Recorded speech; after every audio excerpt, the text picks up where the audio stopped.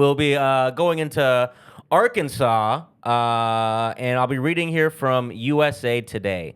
The search for ex-Arkansas police chief and convicted murderer Grant Hardin, known as the Devil in the Ozarks, entered its 5th day after he disguised himself as a corrections officer and slipped away from the state prison, authorities said. Hardin, 56, escaped from the North Central Unit on May 25th while wearing a makeshift outfit designed to mimic law enforcement, the Arkansas Department of Corrections said. He was convicted of the 2017 murder of James Appleton and the 1997 rape of a schoolteacher. Hardin served as a police chief in Gateway, Arkansas, and had previous law enforcement experience, officials said. His case was put in the spotlight with the 2023 documentary, The Devil in the Ozarks. So, The Devil in the Ozarks loose, folks. No big deal. Doc? Huh? What? Is this a Netflix doc? HBO. Okay. Is this what the show Ozarks about? No. Ozarks is just like Missouri or Arkansas. Okay. It's like a natural ecosystem or some shit? Some shit like that. Okay. Look, this isn't a science podcast. A tundra? Okay? I don't know. It's like that. The Ozarks. Whatever, wetlands. I don't know. But the Devil in the Ozarks is this police chief who, and I tried watching some of the little documentary. This shit sounds good. It's not. It's too damn true crimey. Like, I don't know. If you're into true crime, you might like it, but it's just like the sordid details, all the music in the background. Yeah, he's a terrible guy. Oh yeah. I hate the age we live in with like docs where they gotta set the mood. Like anytime like you're watching an Illuminati doc and it's like, dude, they gotta play the creepy music. Like, can you just give me the fucking info? Well, they gotta go through like all the Law and Order beats of the plot line and but it's like real. It's like a real survivor like talking to the camera, and then they do the Law and Order like little drama stuff. But yeah, he was a bad monster guy, and he has escaped maximum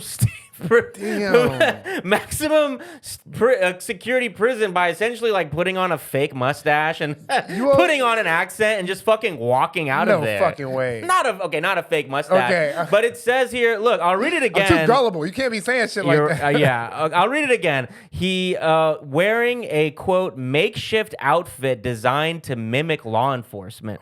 So he put together on his own somehow a costume to look like a correctional officer, and then literally walked out of there. Like, they watched him on camera walk out. And he's an old cop, right? Yeah, he has the skill set to be able to pull off like he knew to play it. Cop vibe. Vibe. Yeah, he was, yeah. You know, if you ever meet a guy and you're like, this guy's got cop vibes. He's like, remember, okay, you're a cold killer, and cop. And you just cold killer. And you're just like, wait, no, not psycho cold killer who's in prison, regular cold killer who's a cop and gets away with it.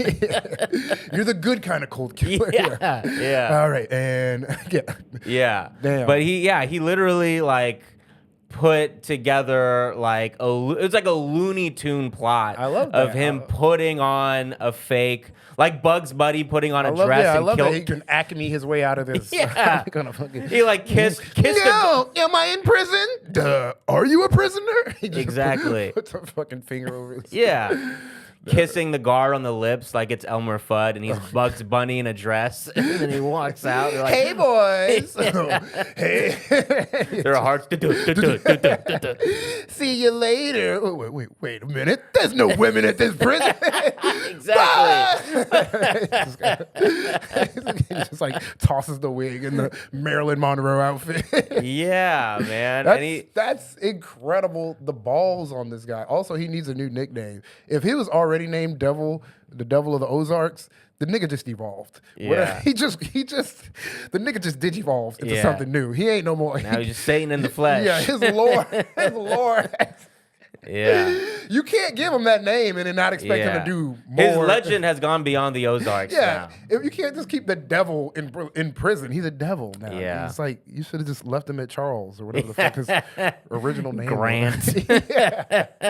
Now you gave him a villain name. Now you got to live up to that shit. Yeah, man. And again, just him walking out in plain view. It's like, you know, in movies, it's always like they hide in the laundry. That's what they'll do. They hide in the little laundry bin, and then they'll wheel that out. Yeah. This is just like 1 degree away from that. Well, it shows you the power of confidence, folks. Yeah. The power of just, knowing you're supposed to be where you are. Don't let any of that. Yeah. That, what's it called? What's the Let this man inspire you. Yeah. Okay. Connect with the devil in you. And don't you see how he did not have imposter syndrome at all? He just A literal imposter did not have imposter He syndrome. just knew he was supposed to be there, and he used that power to literally escape prison. What are you doing? Yeah. What are you doing? And now he's literally on the loose. On the loose, ready to murder again. So let's go back to this article. The search for Hardin includes local, state, and federal authorities, but has been hampered by weather that prevented the use of drones and helicopters. Correctional Department spokesperson Rand Champion said, okay, there's too many names on this podcast. We can't stop for every fucking ridiculous name. But the spokesperson, Rand Champion. Fucking comic book writer writing this shit. Rand Champion? The devil in the Ozarks. Oh my God. Our hero, Grand Champion. His name is Grand Champion. We can't do another episode about Rand Champion. We don't got the time. Okay. The FBI announced a reward of up to $10,000 leading to Hardin's arrest. So apparently the weather conditions made it so they can't. You know, it's fucked up. You know, when 10 prisoners escape in New Orleans, apparently the weather is sunshine, clear skies for them. Yeah, right. They get caught like in 20 minutes. They caught 8 out of 10 of them. Yeah. This dude's been 5 days now. The devil of Ozarks is loose. He can't catch the damn devil. Just 8 black dudes they catch right away. To be fair, the devil and them niggas was wild. They was doing ignorant ass shit, easily catchable shit. Nigga was at his grandma's house. Why would they not check? He got his grandma locked up because she was help hiding him. It's like, come on. Oh, no. Yeah, it was all fucked up. Don't lock up the grandma. She was helping him. He's like, oh, no, baby, we'll get in the back. Yeah, damn, yeah, but yeah, devil in the Ozark. Damn, yeah, they should have learned from this dude, bro. One dude was on Instagram Live. He just went straight to Instagram. All right, yeah. That's what it's like. That's bro. not devil in Ozark behavior. He was like, we back. It's like, no, you about to be back in jail, bro. Yeah, dude. But yeah, devil in Ozark. Dude, you literally left a trail of footprints, bro. Literally. You live streamed your way out of jail. We just watched the live. We just fast forward. Yeah. But yeah, damn. Okay. So let's see. Where are we? Hardin escaped at about 2:55 p.m. on May 25th. The Arkansas Department of Corrections said in a news release he was wearing a makeshift outfit that looked like one worn by corrections officers.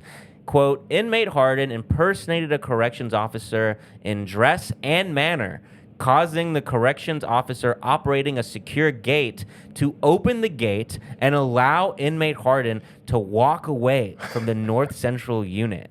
You're fired. You're done. Yeah, but he gave me the nod. You know the nod we all give each other when we walk by, when we open the gate and they nod at me and then I open it and then they walk through. He gave me the nod. It was that spiritual hate that all cops have. He got the aura, the negative aura, that negative, just demonic energy, just that fucking evil chakra, just pointing at.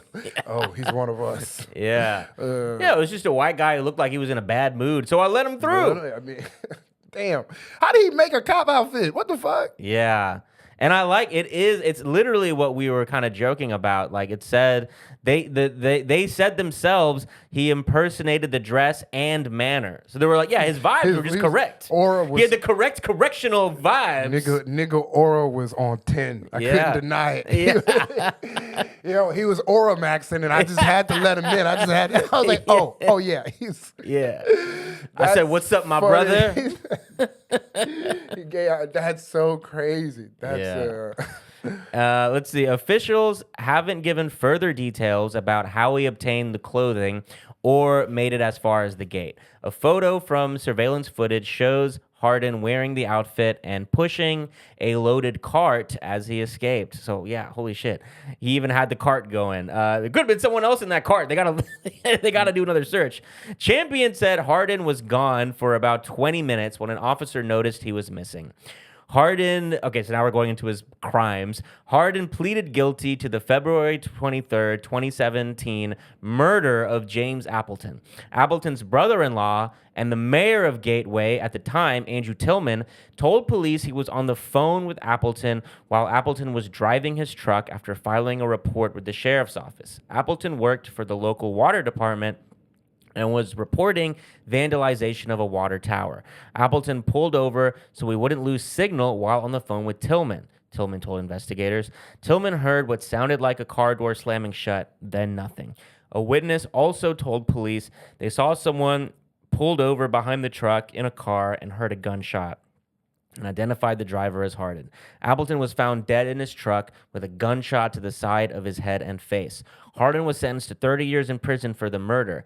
After his conviction, his DNA was matched with that from an unsolved rape case in 1997, in which a teacher said she was attacked while at school by a man who held her at gunpoint, according to records. Hardin pled guilty to the rape and was given a 25-year sentence in 2019. So it is actually horrifying that this guy is on the loose because he is kind of like the cartoon villain of a bad guy that you hear about because, again, I didn't make it far in that fucking doc, but yeah, he did like sneak into like an elementary school in the morning with a ski mask on and a gun. Oh my God. And that is how he sexually assaulted. Because like it's like a reality when when you get older, you learn like, okay, like this sort of stereotype of a rapist, it's not really a man hiding in the bushes. 9 times out of 10, it's like someone the woman knows, and it's done in a way where he can sort of deny it. But this is the example of like the actual movie villain guy who's gonna like tie a lady to the train tracks and ski mask and a gun. Yeah, at an elementary school in the morning. Was he still a cop then, or was he like this is? I would say probably no, just because that was in 1997, Okay. so it doesn't say that specifically. So I would guess no. And then I didn't get into him murdering some guy, but he's been like a Dude's a fucking monster, demon. Yeah. Jesus Christ. Yeah, no. Sounds like there's gonna be a sequel to this doc. Yeah, I mean, hopefully they fucking catch this guy because it is actually scary that he's out there, and it's like a small town community, so I really feel for them out there. They have to be it has to be scary. Yeah, they have so a literal that fucking fucking what's that British killer?